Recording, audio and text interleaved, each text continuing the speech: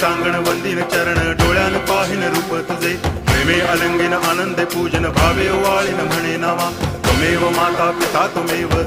बंधुश्च सखा त्वमेव विद्या तरुणं त्वमेव सर्वं मम देव कायेन वाचा मनसेन्द्रियैर्वा बुद्ध्यात्मना वा प्रकृति स्वभावात् करोमि यद्यत् सकलं परस्मै नारायणायति समर्पयामि अच्युतं केशवं रामनारायणं कृष्णदामोदरं वासुदेवं हरि गिरिधरं माधवं गोपिकावल्लभं जानकीनायकं रामचन्द्रं भजे हरे राम